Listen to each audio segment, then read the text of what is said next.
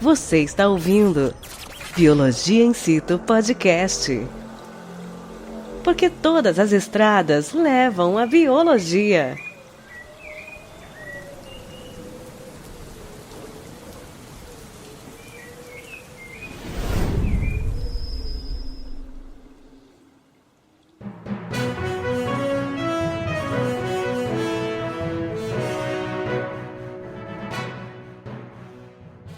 Oi, Biovinte, tudo bem com vocês? Quem tá aqui hoje com vocês sou eu, Vitor. Vocês já devem me reconhecer aí, reconhecer minha voz por outros episódios que eu já tenho gravado, ou então pela minha participação como diretor dos episódios, que minha voz não aparece ativamente, ou como coordenador da equipe de pautas aqui do Biologia in Situ.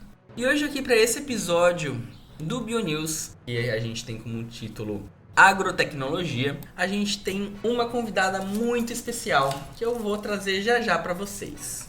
Hoje, então, aqui no BioNews.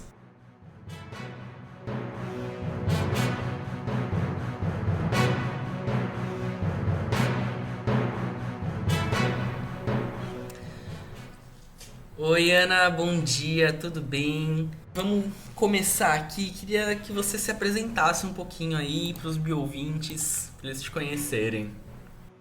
Olá, pessoal. Olá, bioouvintes. Meu nome é Ana Luísa. Atualmente eu faço pós-graduação na UFRJ e eu, desde o início, desde a minha iniciação científica, eu venho trabalhando com genética molecular e biotecnologia vegetal de plantas. Então, acho que foi por isso que eu fui chamada, que o meu trabalho conversa bastante com a agricultura, que é o tema que a biologia in situ vem tratando ultimamente. Então, hoje a gente está aqui para falar um pouquinho sobre o meu projeto que eu desenvolvi no mestrado e que eu venho desenvolvendo no doutorado no meu laboratório lá na UFRJ. E, Ana, você podia contar um pouquinho mais aí pra gente o que seria mais especificamente esse projeto? Bom, posso.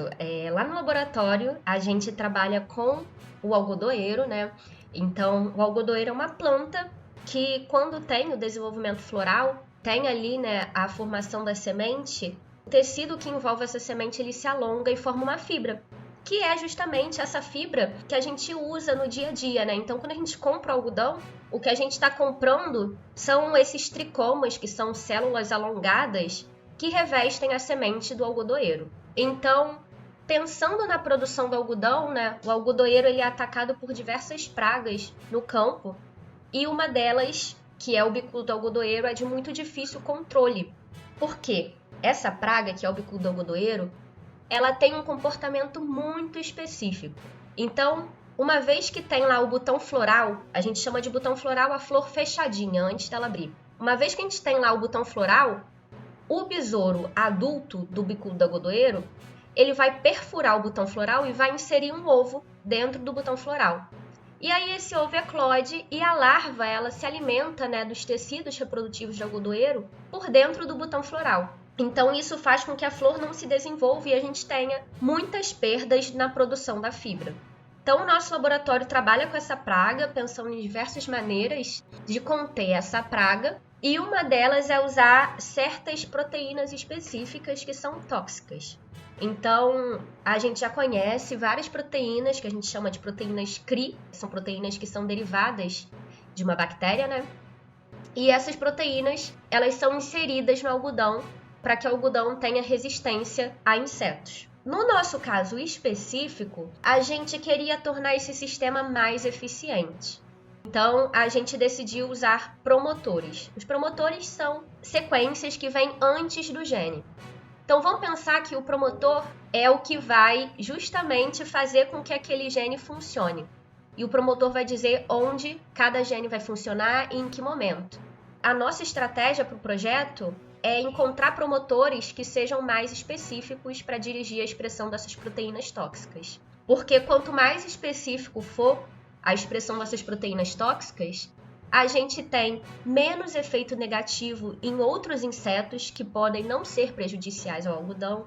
A gente tem menos energia sendo gasta pela planta, né? A gente tem, muitas vezes, quando você expressa uma proteína tóxica assim, o tempo todo, em uma grande quantidade, a planta perde o seu tamanho, perde na sua produtividade. Então, o nosso objetivo é encontrar essas sequências que tornariam esse gene mais específico para que a gente evite efeitos no meio ambiente, continue tendo uma alta produtividade do algodoeiro. E Ana, deixa eu fazer outra pergunta.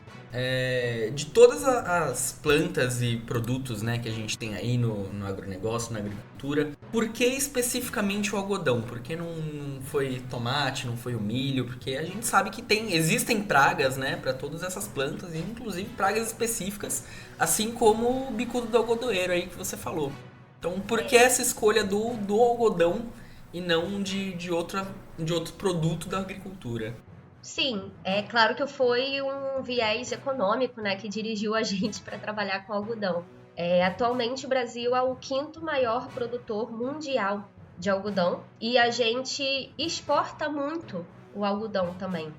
Além disso, durante a pandemia do coronavírus, a gente teve uma alta demanda pela fibra do algodão, porque os estoques anteriores, né, eles não conseguiram manter a demanda da produção desses novos utensílios, né, de proteção que a gente estava utilizando. Então, muita gente estava utilizando máscara que era feita com algodão, máscaras descartáveis, filtro de ar, né, até usar o algodão para limpar mesmo a maçaneta, o celular, enfim. Então, o que levou a gente a trabalhar com algodão foi essa alta demanda econômica e o fato de que o Brasil é um grande produtor algodoeiro. E você consegue explicar pra gente como é que é esse processo de expressão proteica um pouquinho melhor? Que você comentou? Então, a gente tem essas proteínas CRI. Essas proteínas CRI, elas também são específicas, tá? Cada proteína CRI, normalmente, ela vai atuar em uma ordem de inseto. Então, as proteínas CRI vão atuar algumas em lepidópteras, borboletas, algumas em coleópteras, besouros. Elas já têm uma certa especificidade. Então, o que a gente faz? Existe uma bactéria na natureza, que é a Agrobacterium tumefaciens, e ela é capaz de transportar uma parte do seu DNA para dentro da planta. Então, essa bactéria faz isso na natureza para causar um tumor na raiz de algumas plantas, e aquele tumor ele vai ficar ali gerando compostos que são essenciais para a bactéria viver. Então, a bactéria está ali pegando carona no metabolismo da planta. A gente, em contrapartida, os cientistas, né, a gente pegou carona no mecanismo dessa bactéria. Então, o que a gente fez foi pegar toda essa parte do DNA da Agrobacterium que seria transferida para a planta e a gente substitui com o DNA que a gente quer passar para a planta. Então, no meu caso, seria a gente chama de cassete ou construção, onde a gente colocaria o nosso promotor específico junto com a proteína tóxica. Então, a gente usa essa bactéria para entrar em contato. No meu caso, eu não faço os testes diretamente ao algodão. Eu uso uma planta modelo anterior. E a gente usa uma planta modelo, né? Porque ela tem menor porte, tem um ciclo de vida mais curto. Por exemplo, o algodoeiro, ele leva cerca de 5 meses para a gente ter ele na floração, né? Com o botão floral, a flor aberta. Então, se eu fosse trabalhar com algodoeiro no laboratório, eu precisaria de um espaço muito grande e usaria também um tempo muito grande do meu projeto. Então, eu faço inicialmente esses testes nessa planta modelo, que é a Arabidopsis pequenininha, que se desenvolve super rápido, e aí eu coloco a Arabidopsis em contato com essa bactéria. Então, essa bactéria faz a passagem, né, do nosso tDNA, da nossa cassete, com o nosso promotor, com o nosso gene de interesse, e aí a gente faz os testes posteriores. E essas proteínas, né? Você comentou, por exemplo, do tumor que essa bactéria que vocês usam causa na raiz das plantas. Essas proteínas, elas acabam ficando na planta toda? Existe a expressão desse tumor? Como que funciona aí a interação, né, dessa proteína com o inseto mesmo, com a praga? São 2 mecanismos diferentes. A gente usa a Agrobacterium, que é essa bactéria que causa o tumor, né, para transformar as plantas. Essas proteínas tóxicas, elas vêm de outra bactéria, que é a Bacillus thuringiensis. Então, a gente fala que são proteínas BT ou proteínas CRI porque elas formam cristais. E aí, sim, a planta ela expressa essa proteína, né? Dependendo do promotor, ela pode expressar no corpo todo da planta ou em órgãos específicos. E essas proteínas elas não têm nenhum efeito na planta em si, não tem nenhum efeito no nosso organismo. Mas, uma vez que o inseto vai lá e se alimenta da planta, ele vai engolir esses cristais feitos com proteínas, né, que são proteínas fechadinhas e aglomeradas, e o pH do trato intestinal, da digestão desse inseto, vai causar uma ativação nessas proteínas. Então, essas proteínas vão ser clivadas, vão se autoativar, e aí elas causam poros no trato digestivo do inseto. Então, como tem os poros no trato digestivo do inseto, o inseto vai acabar falecendo, vai acabar morrendo. Pra gente poder fechar, acho que seria legal. Acho que a pergunta que todo mundo tá até na cabeça do Bio20 aí. Você já falou um pouquinho, né? Que existem proteínas específicas, mas como que isso afeta outros insetos, né? E qual seria a grande diferença e a importância, né? Do que você faz, do que a galera do seu laboratório faz e o quão isso é diferente da utilização de agrotóxicos que a gente tem hoje. O nosso sistema ele é mais específico do que o agrotóxico. Então, quando a gente tem uma planta no campo, é óbvio que existem espécies que são pragas. A gente chama de praga, né, esses insetos que a gente vê no campo que não existe muito um controle populacional. Então, os agrotóxicos eles acabam sendo muito mais abrangentes do que a nossa estratégia. Um agrotóxico ele vai atacar insetos no geral. A nossa estratégia tem tanto a especificidade da proteína CRI, que vai ser específica, né, para as ordens de insetos, como eu disse, mas também a gente pretende expressar essas proteínas apenas no sítio de ação de insetos que são pragas. Então a gente tem lá no campo a cultura do algodão e a gente tem a proliferação desses insetos que são praga, que vão se alimentar desenfreadamente da cultura do algodão.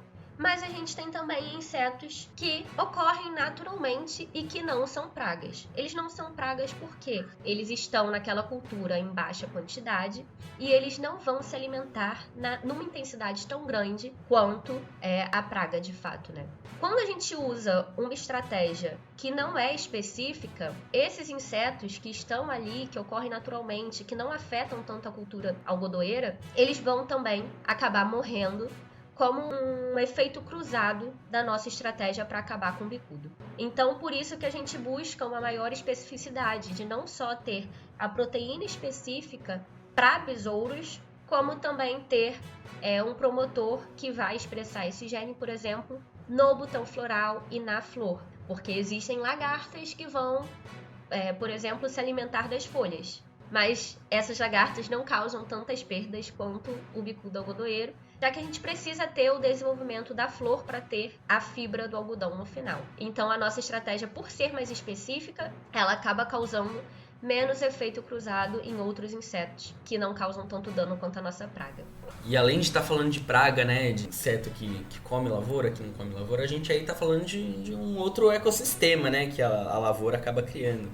A gente está falando aí de insetos polinizadores, a gente está aí falando de toda uma cadeia, de uma teia alimentar aí que depende desses insetos, sendo eles praga ou não, que acaba sendo prejudicial também, né? Acaba sendo prejudicada, na verdade, por causa de agrotóxicos. Sim, sim. Então, a gente pretende, ao aplicar isso, diminuir também o uso de agrotóxicos, né? Trazendo essa nova estratégia.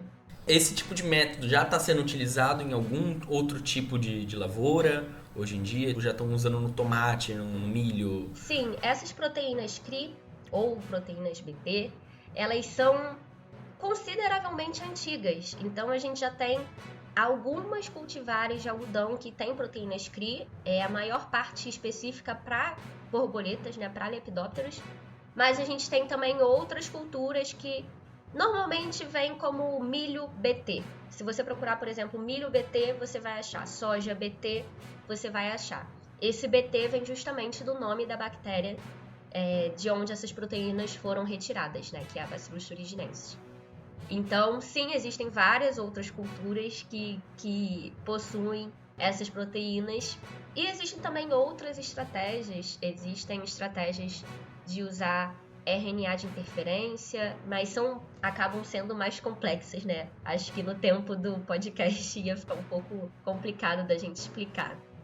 Bem, a gente tá fechando aqui então a entrevista. Ana, você quer falar mais alguma coisa aí? Colocou mais alguma coisa aí pra falar pro Bio20 que você acha interessante? Ou uma mensagem, um recado?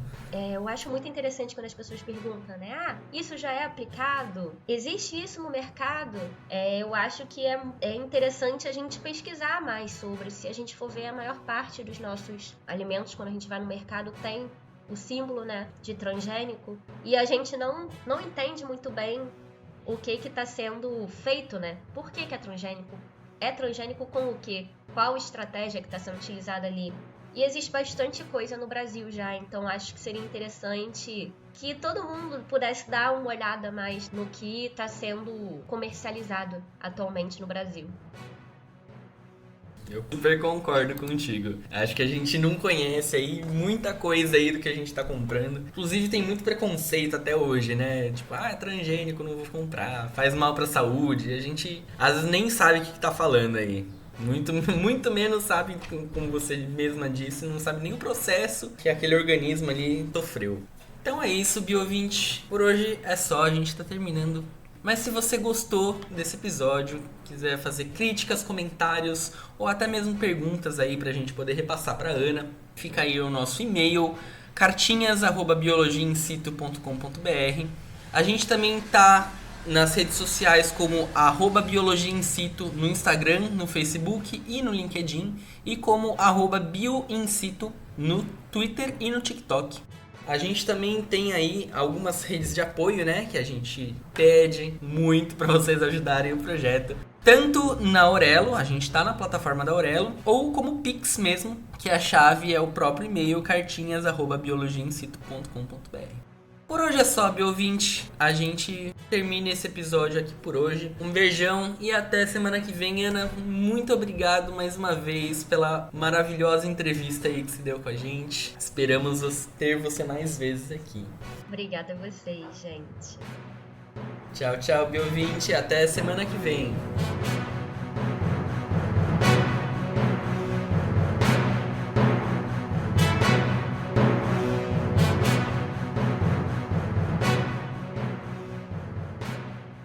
Esse episódio é uma produção do canal Biologia in Situ. Coordenação por Bruna Canelas, Cristiane Santos, Eloá Caramuru, Ricardo Gomes e Vitor Lopes. Locução por Vitor Lopes. Convidada Ana Luísa Atela. Edição e mixagem de áudio por Marina Milito. Arte de capa por Larissa Castro.